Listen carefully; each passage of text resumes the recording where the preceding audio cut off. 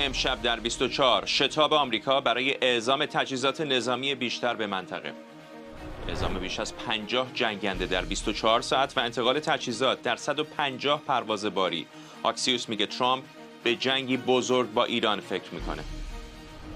گزارش‌های تازه از فعالیت‌های جمهوری اسلامی در تأسیسات حساس نظامی و هسته‌ای. رویترز میگه تهران مشغول بازسازی و اقدامات محافظتی در پایگاه‌هاشه.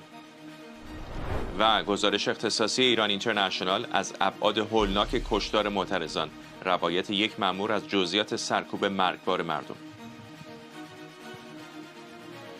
از استودیوی ایران اینترنشنال این 24 است با فرداد فرحزاد.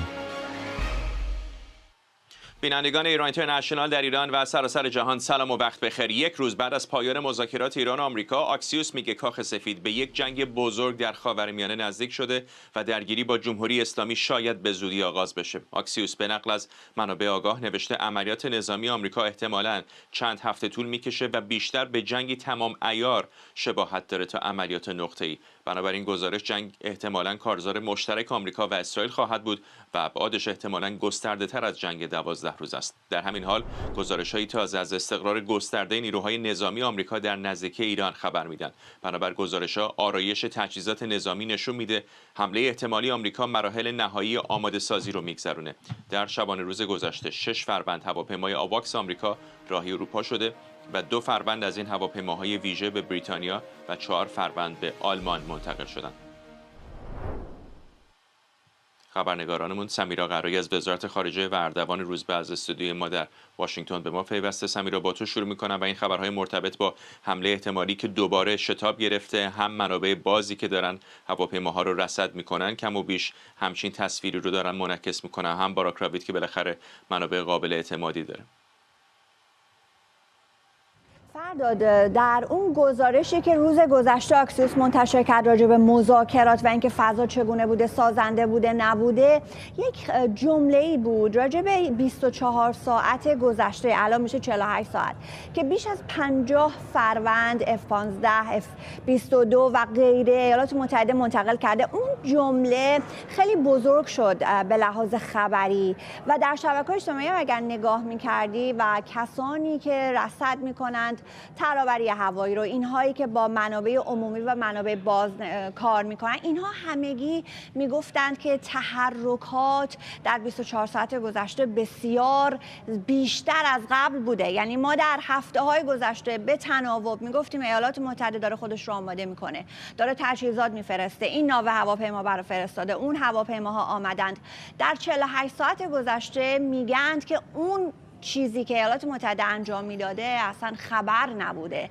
با توجه به اون چیزی که در این 48 ساعت ما شاهدش بودیم، تحولات نظامی بسیار گسترده بوده و بعد از این بود که صبح امروز به وقت ما اینجا در شرق ایالات متحده خواندیم در شبکه خبری اکسیوس که باراک راوید گزارشش رو تهیه کرده بود که چقدر این جنگ ممکنه بزرگ باشه و چقدر ممکنه قریب الوقوع باشه. اشاره شده در این گزارش به همین تجهیزات نظامی فراوانی که ایالات متحده منتقل کرده به منطقه و بعد ارجاع داده شده به منابع آگاه که اونها میگند که اون چیزی که آمریکایی‌ها اینجا فکر میکنند از اون بسیار گسترده‌تر خواهد بود و هیچ ارتباطی و نوع عملیات با اونچه که در ونزوئلا انجام شد نداره. یک جنگ تمام عیار خواهد بود، با جنگ 12 روزه هم متفاوت است. این بخشی که عملیات مشترک خواهد بود رو ما پیشتر هم شنیدیم. زمانی که آقای نتانیاهو آمده بود اینجا، منابع میگفتند که عملیات هرچه باشه مشترک بین اسرائیل و ایالات متحده خواهد بود و اسرائیل بخش عظیمی از کمک‌های اطلاعاتی رو بر دوش گرفته و داره اون کمک‌ها رو انجام میده. در این گزارش آکسیوس آمده که آقای ترامپ شخصیتش نیست که بخواد بلوف بزنه و این میزان از تجهیزاتی که الان منتقل شده هم نمیگنجه در اون روایت بلوف زنی. یعنی شما برای بلوف زدن این میزان، این حجم از تجهیزات نظامی رو جابجا نمی‌کنید. ناو هواپیمابر دوم جرارد فورد که شنیدیم آقای ترامپ گفته بود که اعزام خواهد کرد، اون رو هم روز گذشته منابع باز به ما نشون میدن که از جبل طارق رد میشده در نزدیکی مراکش. خبرنگار فاکس نیوز میگفت که رصد شده و همه این تحولات در حالیه که خب ما 24 ساعت پیش داشتیم راجع به مذاکرات فرداد با هم صحبت میکردیم در ژنو، در سوئیس. اینها نشسته بودند، آقای آقای عراقچی قبل از اون سعی کرد بود با گروسی ارتباط بگیره، راجع به بازرسی‌ها صحبت بکنند. رفته بودن با تیم‌های اقتصادی که برند و یک امتیازاتی به ایالات متحده بدند، ولی خب دیدیم که مشخصا در صحبت آقای ونس در واقع شنیدیم که اون خط قرمزهایی که مد نظر آقای ترامپ بود در جمهوری اسلامی حتی اینها رو به رسمیت نشناخته. یعنی بحث این که بیاد یه راهکاری ارائه بده یا بگه من به خط قرمز شما احترام میذارم یا رعایت میکنم یا بیاین با همکاری هم یک فکری بکنیم، آقای ونس روز گذشته میگه که اصلا اینها رو اگنالج نکردن، این اصلا اینها رو به رسمیت نمیشناسه جمهوری اسلامی. ولی روشن نیست آیا در بحث موشکی، در بحث هسته‌ای، در بحث کشتن معترضان، اینها همه خطوط قرمز آقای ترامپ هستند. این صحبت‌هایی که ونس روز گذشته کرد بسیار مهم بود. پیش از جنگ 12 روزه اون کسی که میگفتند که ضد جنگ هست، مخالف است، اون کسی که آمد گفتش که این که آقای ترامپ میگه سلاح هسته‌ای نداشته باشید منظور ما غنی‌سازی است، آقای ونس بود. الان هم داریم می‌بینیم که بعد از صحبتی که او با فاکس هست که بسیار این بحث جنگ جدی شده و منابع آگاه با اکسیوس که صحبت کردن این رو خبر دادن. از طرفی در منابع اسرائیلی هم داریم همینها رو میخونیم. جلسه امنیتی اسرائیل قرار بوده فردا برگزار بشه. کابینه اسرائیل انداختن به یک شنبه ساعت 6:30 عصر به وقت اورشلیم و همه این تحولات الان در جریانه و بسیاری نشستن همین جابجایی تجهیزات نظامی رو نگاه میکنند که ببینن تا چند روز دیگه ممکن اتفاقات رخ بده. و اردوان می‌بینیم که در همین شرایطی که تنش به نظر دوباره بالا گرفته، تحلیل‌های مختلفی هم در رسانه‌های آمریکایی مطرح میشه، از جمله وال استریت ژورنال که میگه ایران هم داره خودش رو برای جنگ آماده میکنه.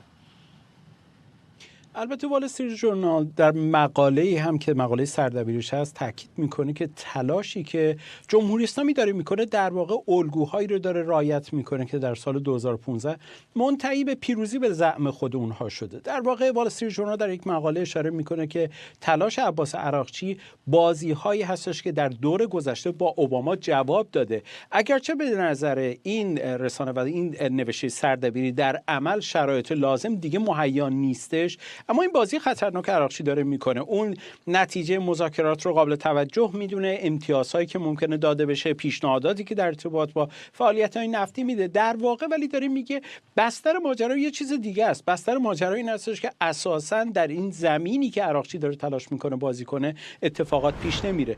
اما در مقاله دیگری هم در اینجا اردوان ببخشید یه لحظه کارل لویت داره در مورد ایران حرف وقتی که میگه برنامه هستی رو چند بار گفت تار و مار شده، حالا چرا دارن دوباره در موردش صحبت میکنن؟ خب دلایل و استدلال‌های متعددی هست برای اینکه توجیه کنه یک حمله جدید به ایران رو. پرزیدنت ترامپ یک عملیات خیلی موفقیت آمیز داشت به عنوان فرمانده کل قوا در عملیات چکش نیمه شب. همونطور که شما اشاره کردید این کاملا تأسیسات هسته ایران رو نابود کرد. ولی پرزیدنت ترامپ همواره خیلی روشن گفته که چه ایران چه هر کشور دیگر جهان دیپلماسی براش همیشه گزینه اول هست و ایران هم خیلی هوشمند خواهد بود اگر که با پرزیدنت ترامپ به یک توافق برسه با این دولت. پرزیدنت ترامپ با خیلی داره صحبت میکنه، البته تیم امنیت ملیش هست در درجه اول و میدونید که اعضای این تیم کی هستن. این یک چیزی است که طبیعتاً پرزیدنت ترامپ خیلی جدی میگیره، همواره داره فکر میکنه که منافع آمریکا رو چجوری تامین کنه، چه نیروهای مسلح ما چه مردم ما، و بر این اساس تصمیم میگیره که اقدام نظامی بکنه یا نه. هفته آینده در State of the Union سخنرانی خواهد کرد. آیا فکر میکنه که نیاز خواهد بود که در اونجا توجیه کنه و مجاب کنه مردم آمریکا رو که نشون بده که واقعا نیاز هست به انجام عملیات برای نجات جان آمریکایی ها؟ خب شما دارید خود شیطنت میکنی اینجا، ولی خب نمیخوام وارد اون مسئله بشم. در مورد سخنرانی State of the Union بیشتر خواهیم شنید درباره اینکه سخنرانی پرزیدنت ترامپ به چه موضوعاتی خواهد پرداخت. سخنرانی خیلی خوب و قوی خواهد بود، همتون گوش کنید توصیه میکنم.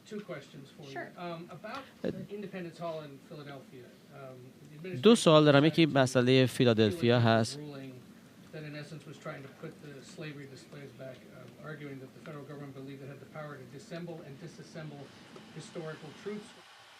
خب صحبت‌های کارل لویت رو میشنیدید. عذرخواهی میکنم مردم که حرفتو نصف قطع کردیم. خانم لویت گفتش که جمهوری اسلامی ایران هوشمند اگر باشه باید توافق بکنه و گفت الان مباحث زیادی هستش که شاید حمله نظامی به ایران رو مشروع بکنه. اردوان ادامه بدیم با تو. و البته اینکه آمریکا آماده تر از گذشته کاملا آماده است برای هر گونه عملیاتی، همونجور که خانم لویت داره میگه. اما اشاره منی هستش پس از صحبت‌هایی که تلاش عراقچی رو اشاره کرده سردبیری وال استریت ژورنال، اما اشاره بعدی هم داره میگه همزمان جمهوری اسلامی نشون میده که آمادگی رو داره میگیره برای اینکه حمله آمریکا رو محرز میدونه. این نوشته تاکید میکنه که در طول روزهای گذشته به شدت بر روی منابع اتمی هسته‌ای که پایگاه هسته‌ای که داشتن به خصوص در طالقان 2 با سیستم‌های بتونی، روکش‌های بتونی دارن لایه‌هایی رو حالا با خاک هم میپوشونن که قابل شناسایی نباشه. مسیر تونل‌های 36 متری که اصولاً فقط برای فعالیت‌های هسته‌ای نظامی استفاده میشه رو بازسازی کردن و دارن پنهانکاری میکنن. همچنین بخش از منابع رو به زیر بردن در منطقه گزلا، نزدیک کوه گزلا، در واقع کلان گزلا، اونجا به خیلی از منابعشون رو به اون طرف بردن. و از طرف دیگه راجب 3 مرکز موشکی جمهوری اسلامی که آمادگی دفاعی گرفته از جمله قم و مرکز شیراز و همچنین بخشی در جنوب رو داره تاکید میکنه.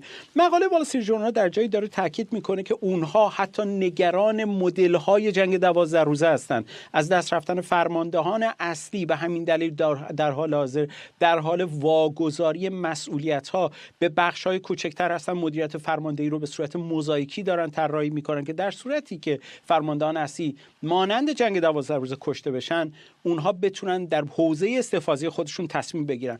این مقاله در جای دیگه در واقع در نتیجه گیری میگه که جمهوری اسلامی باورش بر این هستش که شرایط موجود هم در میز مذاکره چندان که تصور میکردن پیش نمیره و حالا گزینه نظامی رو آمریکا خیلی جدی‌تر میدونه. خیلی کوتاه اشاره هم بکنم به فاینانشال تایمز. گزارشی فاینانشال تایمز داره که با اتکا به منابع اشاره میکنه علی خامنه‌ای خطرناکترین بازی زندگی خودش رو داره انجام میده.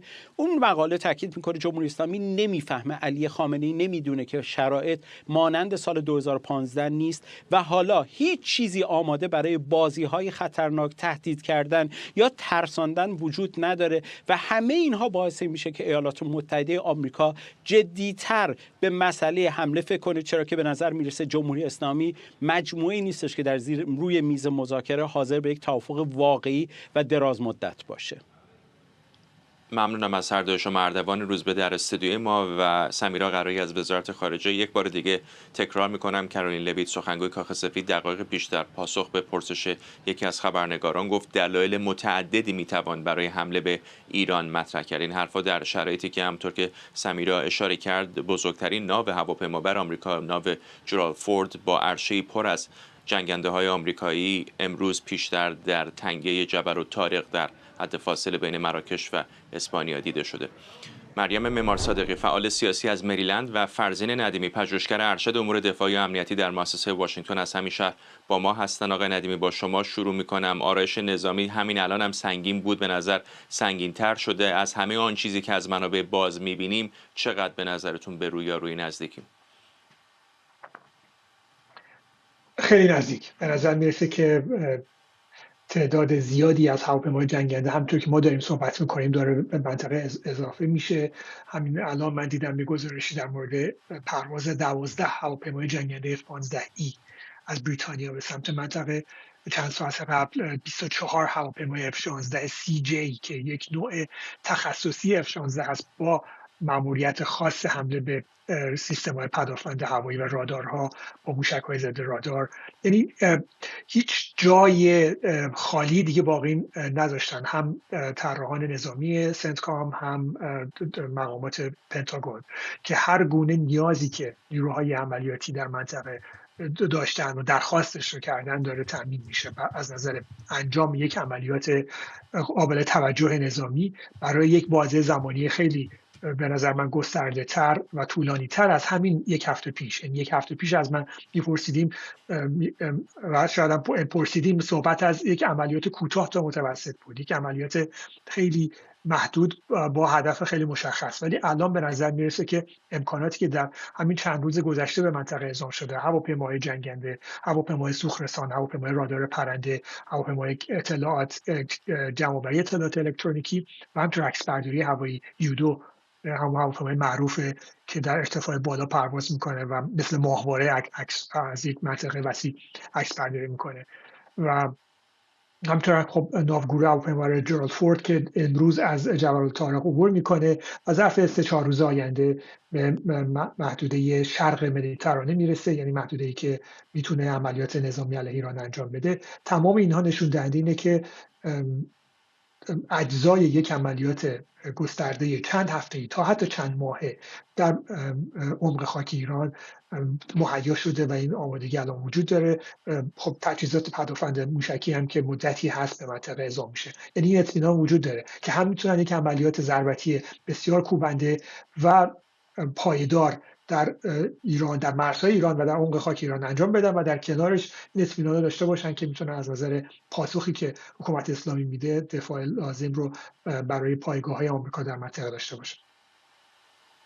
خانم معمار صادقی، به نظر میرسه که علیرغم تلاش‌های دقیقه 90 آمریکا برای رسیدن به یک توافق سیاسی هم این دریچه شانس دیپلماتیک همطور داره تنگتر و تنگتر میشه و علیرغم حرفایی که عباس عراقچی دیروز در ژنو زد ظاهرا خیلی هم در یک مدار مشترک قرار نگرفتن.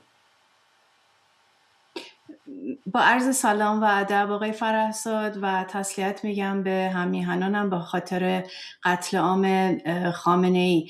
به نظرم آقای فرهزاد باید در نظر گرفت که در این یک هفته گذشته همونجوری که آقای ندیمی گفتند اون اسطهای نظامی آمریکا خیلی بیشتر شده در منطقه. خب مسلماً این کمک میکنه که برای جنگ آماده تر باشه آمریکا، ولی به خاطر اینم هستش که فشار بذارن رو جمهوری اسلامی که به توافق بتونن برسن. یعنی تو این یک هفته همینجوری ترامپ بیشتر این جت های مختلف و ایرکرافت کریر جدید یعنی به علاوه اونی که بود ابراهام لینکن فرستاده، اینا به نظر من خب این برای این لزوم هست، این منطق هست که فشار رو جمهوری اسلامی بیشتر بشه برای اینکه توافق. عذرخواهی میکنم خانم معمار صادقی، کرولین لویت دوباره داره در مورد ایران صحبت میکنه، اجازه بدید بشنوید. گفتگوهای مستقیمی نبوده با دموکرات‌ها در این باره. این به معنی نیست که او لزوما علاقمند نباشه، ولی من اطلاعی ندارم. میدونم که کاخ سفید و نمایندگان کاخ سفید با دموکرات در تماس بودن، ولی دلیل این که وزارت امنیت داخله الان به تعطیلی کارش کشیده دموکرات‌ها هستند، برای اینکه اونا خلاف منافع مردم آمریکا عمل میکنن به دلایل سیاسی. و حالا کارکنان فیما، آژانس امداد ما برای بلای طبیعی، افراد TSA که آژانس امنیت هواپیما فرودگاه‌های ما هست، اینها دستمزدشون رو دریافت نمیکنن. دلیلش فقط اینه که دموکرات‌ها میخوان مانع‌تراشی کنن بر سر کار دونالد ترامپ. این واقعا شرم‌آوره. ما میخوایم که با حسن نیت مذاکره کنیم با دموکرات‌ها. دیشب هم باز یک پیشنهادی فرستادن که واقعا پیشنهادشون جدی نبود.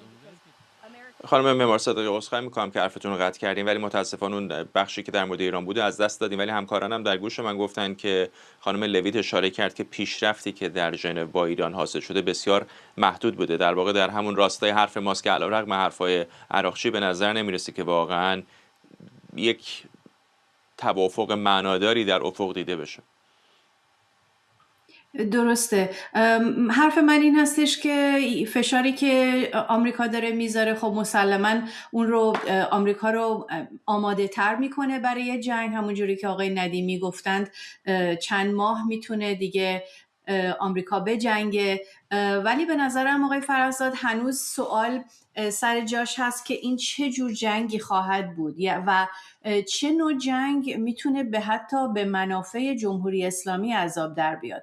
منظورم چیه؟ ببینین جمهوری اسلامی الان بیشتر از هر موقع مثل یه مرد بد کثیف که زن و بچه‌شو به طور مدام میزنه میمونه و همسایه ها تو کوچه همه دیگه خبر دارن، خیلی خوب میدونن که داخل خونه چه خبره، ولی با این مرد صحبت میکنن و از این راه مشروعیت بهش میدن، یعنی همینجوری سلام علیک و باهاش حفظ میکنن، یعنی اون راه دیپلماسی هنوز برای جمهوری اسلامی باز مونده.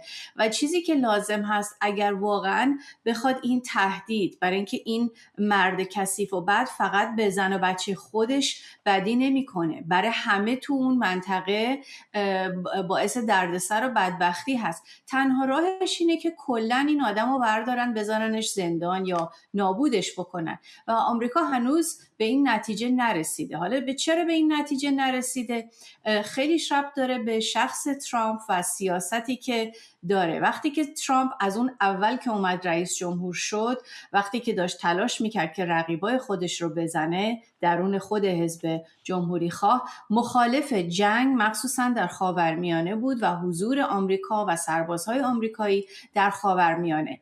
الان اتفاقاً محبوبیت آقای ترامپ پایین ترینیه که بوده، شاید بشه گفت هر موقع.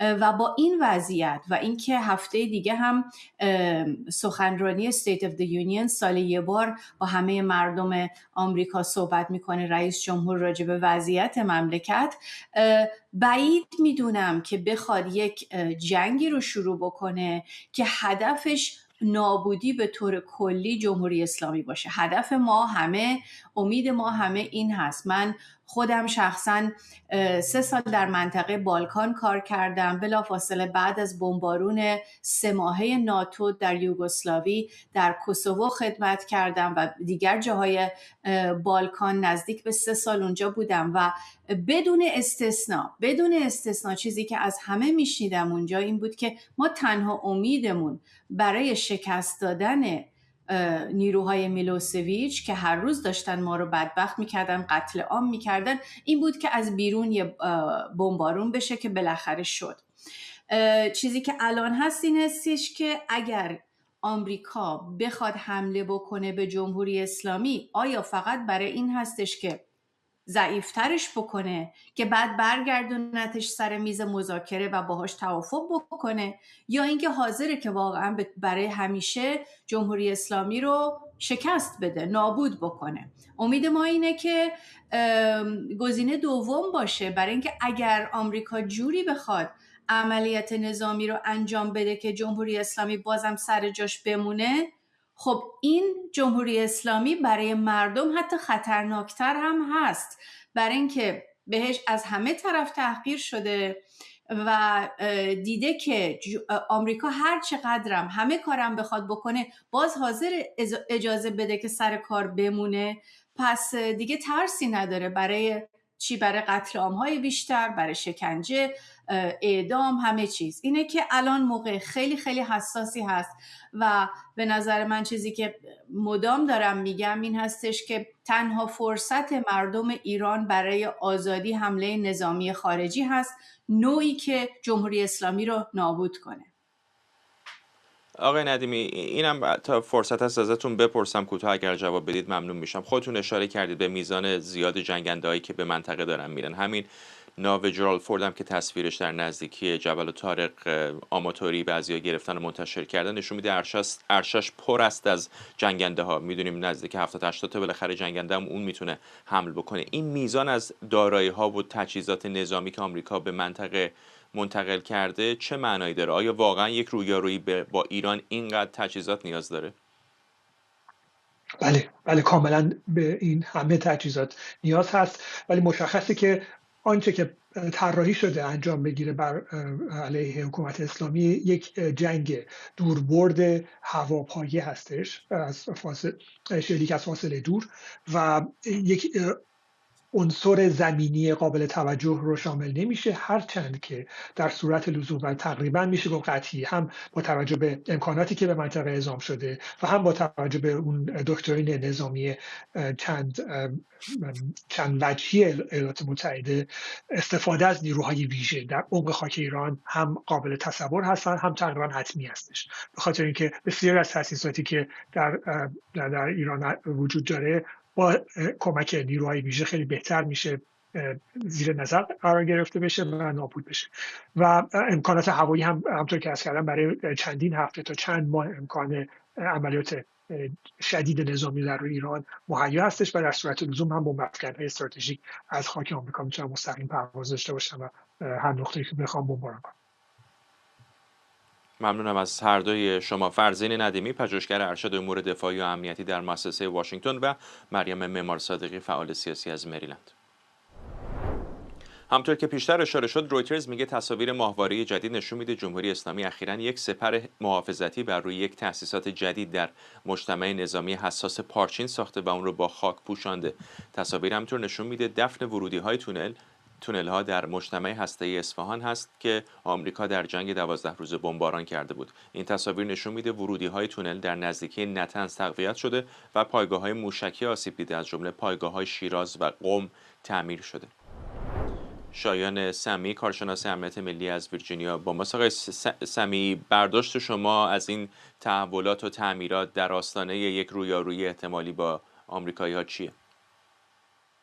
با عرض ادب حضور شما جناب فرهزاد گرامی و مردم دلیر ایران. ببینید، من بر این باور هستم جمهوری اسلامی داره کوشش میکنه اون چیزی که اتفاق خواهد افتاد، یعنی حمله نظامی ایالات متحده و همراهانش که میتونه به تأسیسات هسته‌ای و موشکی جمهوری اسلامی باشه، یه مقداری کار رو برای اونها دشوارتر بکنه.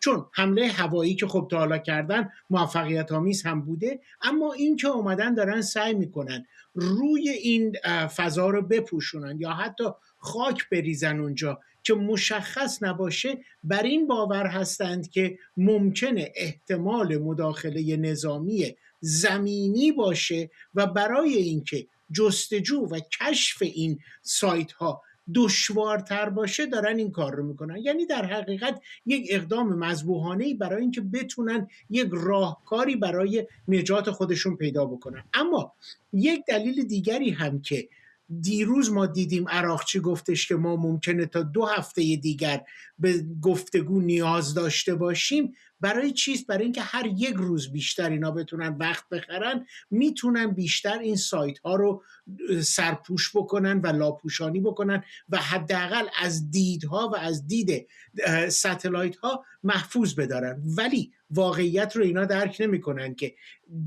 این کارهای تجسسی و ستلایتی ایالات متحده و همپیمانانش در زمینه اطلاعاتی و امنیتی یک روزه نیست و هر روز است و 24 ساعت است و اینی که تمام رفت و آمدهای اینها اونجا در قابل رصد کردن هست. پس من فکر میکنم اینا دارن کوشش میکنن که یک مقداری این سایت های نظامی خودشون رو مخفی بکنن، چون همین روند در اصفهان بوده، در نطنز بوده، در قم بوده، در پارچین هم بوده. پس یعنی یک تصمیم گیری واحد هست برای خریدن وقت بیشتر. آقای سمی، فکر میکنم حتی ساده لوح‌ترین تحلیلگران داخل نظام جمهوری اسلامی هم میدونن که بالاخره توان نظامی ایران و آمریکا قابل مقایسه نیست. شاید روی فرسایشی شدن جنگ دارن قمار میکنن. آیا میشه سناریویی رو متصور شد که با فرسایشی شدن جنگ با آمریکا جمهوری اسلامی بتونه به بقاش ادامه بده؟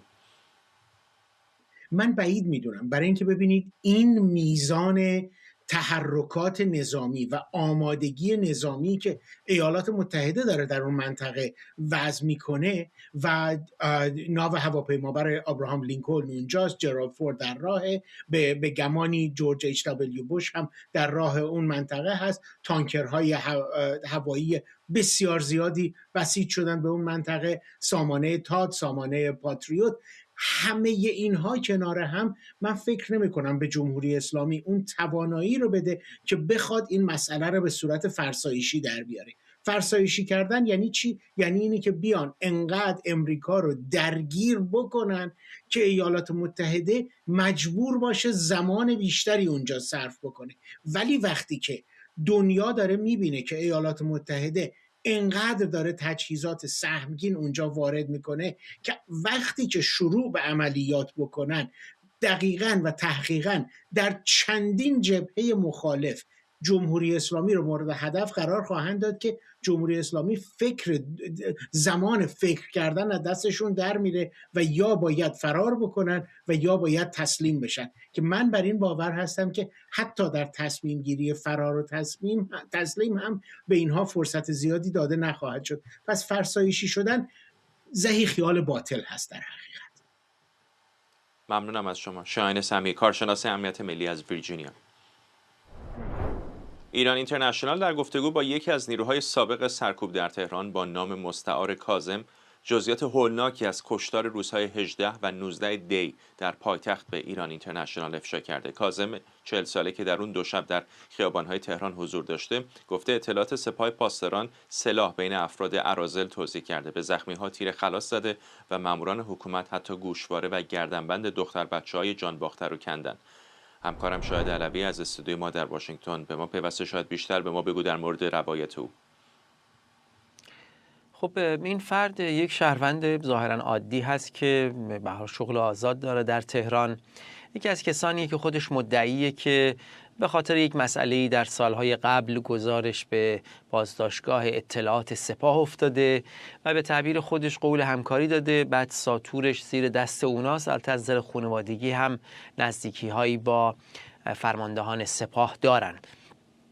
به این ترتیب میگه که در این موارد از اینا کمک میگیرن. اون میگه که 17 باش تماس گرفتن، گفتن که در واقع فردا خودتو به این پادگان ولیعصر که محل سپاه رسول الله است، اطلاعات سپاه اونجاست و در واقع معاونت عملیات سپاه تهران هست، مراجعه کن. میگه اونجا رفتم و یه عده‌ای بودن مثل من، آدمایی که میشناختم، به هر حال تیپاشون مشخص بود، ظاهرا آدمای عادی ان، شغلای مختلف دارن، اما عملاً به دلایل مختلف با سپاه همکاری میکنن. یه دم اراذل اوباش بوده. میگه اونجا توضیح داده شده که ممکنه امروز، یعنی اون روز که میشه پنجشنبه 18 و 19 در ایران، به خاطر این فراخوان شلوغ بشه و شما باید حضور داشته باشید.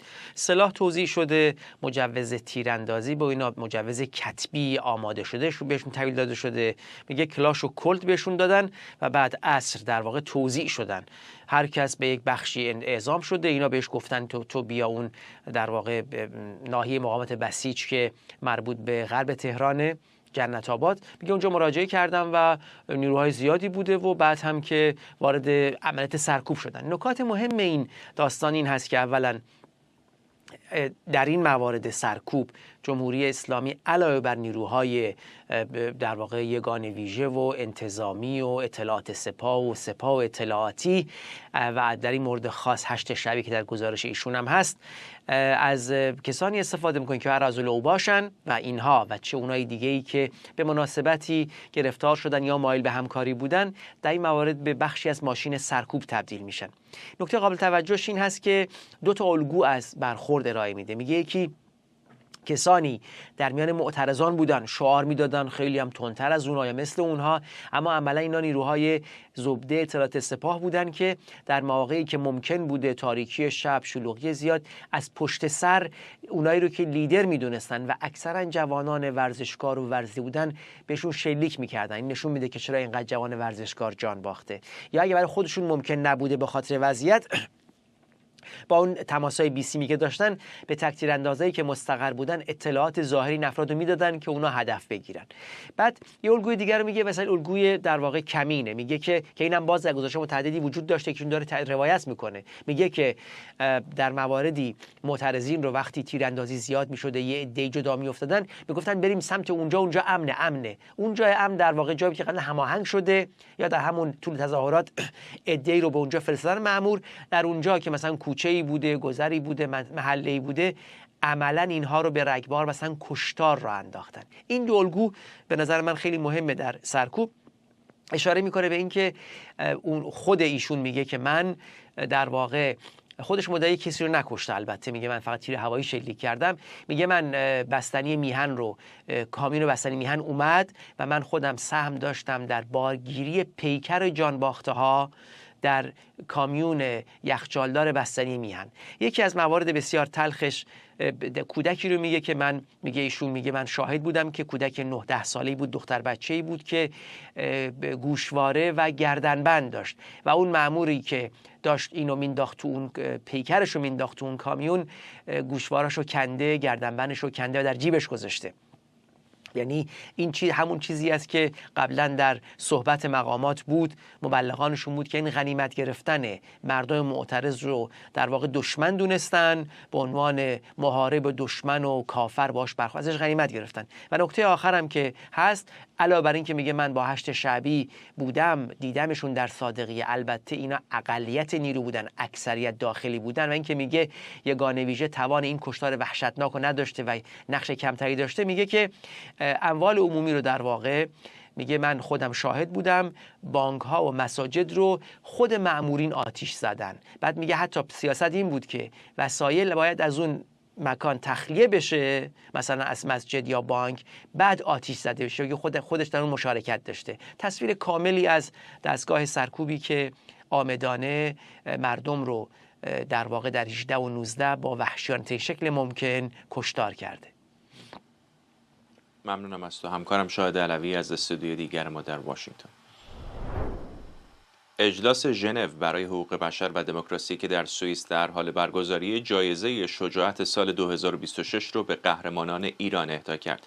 این جایزه رو مسیح علی نژاد به نمایندگی از شهروندان شجاع ایرانی که در مقابل سرکوب و نقض حقوق بنیادین ایستادگی کردند دریافت کرد. 18مین اجلاس ژنو برای حقوق بشر و دموکراسی در حالی به پایان میرسه که به گفته برگزار کنندگان باز هم شاهد نقض حقوق بشر در کشورهای مختلفی در سرتاسر دنیا هستیم. اما این اجلاس با تریبون دادن به فعالین حقوق بشر از اونها حمایت میکنه تا صدای اونها به جامعه جهانی برسه، تا کم کم بتونن نقض حقوق بشر در کشورهای مختلف، مثلا کشورهایی که خودکامه و رژیم‌های دیکتاتور در اونها هست، حذف بشه و دیگه شاهد نقض حقوق بشر نباشیم. این اجلاس چند هدف اساسی رو مشخص کرده: فراهم کردن تریبون جهانی، افزایش فشار بین‌المللی بر کشورهای خودکامه و دیکتاتور و حمایت نمادین و عملی از فعالین حقوق بشر. اجلاس ژنو هر سال 2 جایزه اهدا میکنه: جایزه شجاعت و زنان. جایزه شجاعت به مردم ایران اهدا شد به خاطر مبارزاتشون که در راه آزادی دارن انجام میدن و روبروی استبداد قد علم کردن. جایزه رو مسیح علی نژاد از طرف مردم و مبارزین ایرانی دریافت کرد و جایزه زنان به یک فعال حقوق بشر افغانستانی اهدا شد. خانم مرضیه حمیدی به خاطر فعالیت‌هایی که در زمینه حقوق زنان در افغانستان داشته، این جایزه رو به خودش اختصاص داد.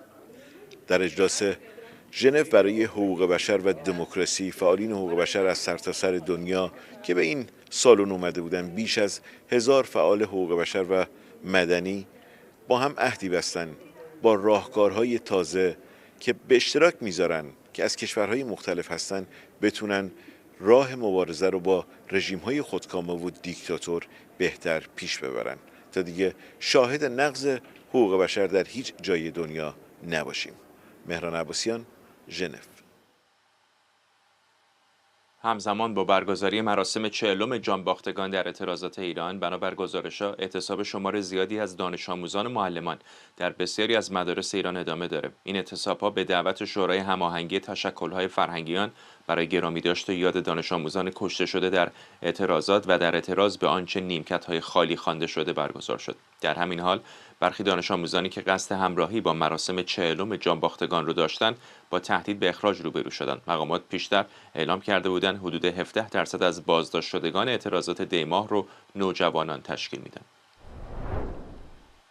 رضا حاجی حسینی، روزنامه‌نگار از مالمو، به ما پیوسته. آقای حاجی حسینی، از تصاویری هم که بعد از اعتراضات مخابره شد دیدیم که تعداد زیادی نوجوانان در این اعتراضات شرکت داشتند. چه میدونیم در مورد نقشی که اونها بازی کردن و الان عدم حضورشون در مدارس؟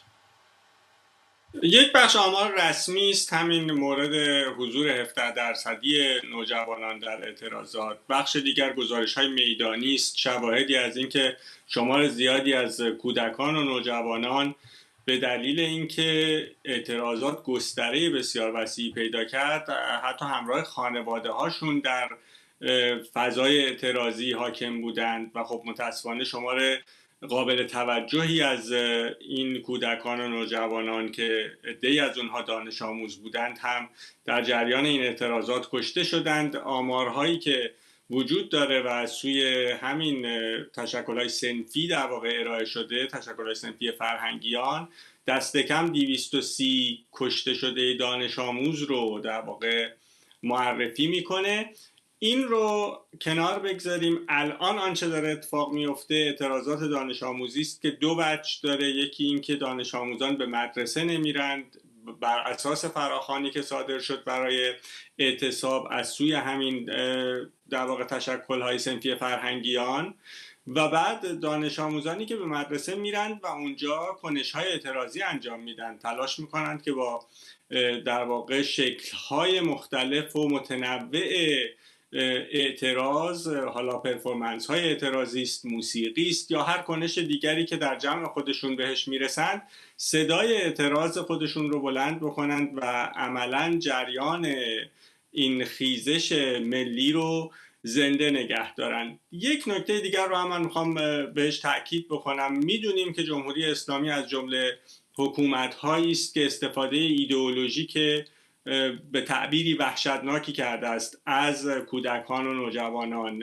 هر جایی که لازم بوده، حتی ما دیدیم در دوران جنگ ایران و عراق پدیده کودک سرباز رو به وفور داشتیم. الان در خلال همین اعتراضات مسلح کردن برخی نوجوانان رو داشتیم که اینها در اعتراضات به شهروندان شلیک کردند و همین سیاسی بودن دانش آموزان در حال حاضر، یعنی امتداد این اعتراضات با کنش‌های دانش آموزی، هم چیزی است که محصول این در واقع حکومت ایدئولوژیکه که از کودکان نقشی رو در واقع گرفته و باعث شده که اونها نقش‌هایی رو به عهده بگیرند که اینها بعضاً با مقابله نامه ها با کنوانسیون های حقوق کودک منافات دارند و عملاً یک کودک اساساً نباید در چنین فضایی زیست می‌کرده. الان هم که به هر حال تشنج های ناشی از این اخبار مرتبط با در واقع گسیل تجهیزات نظامی ایالات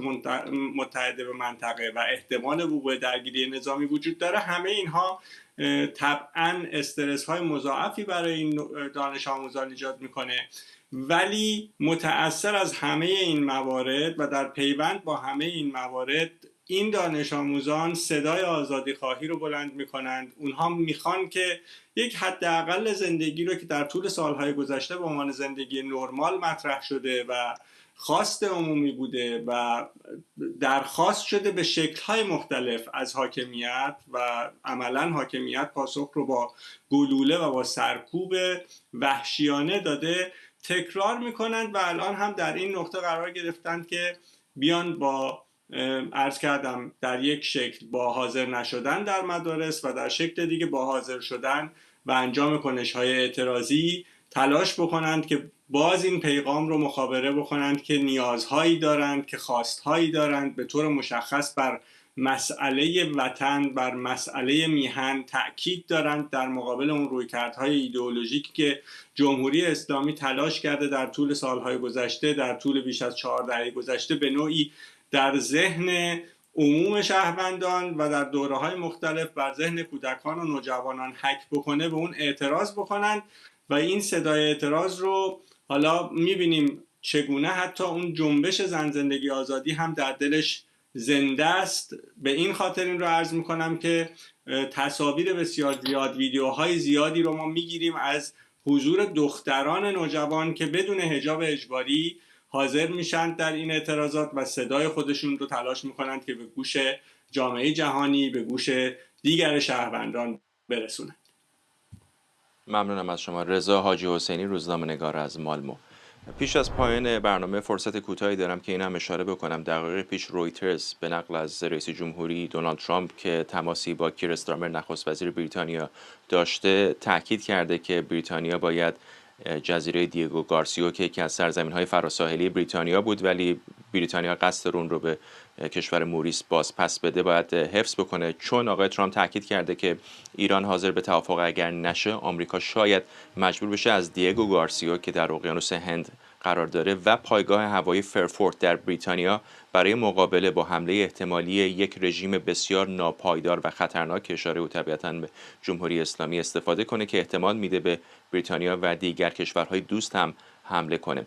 این خبری است که دقایق پیش رویترز منتشر کرده که آقای ترامپ گفته شاید از پایگاه‌های آمریکا در دیگو گارسیا در اقیانوس هند و همینطور پایگاه هوایی فرفورت در بریتانیا هم برای حمله به جمهوری اسلامی استفاده بشه. این برنامه رو کمی دیرتر میتونید دوباره در یوتیوب ایران اینترنشنال هم ببینید. ممنونم که همراه 24 امشب بودید.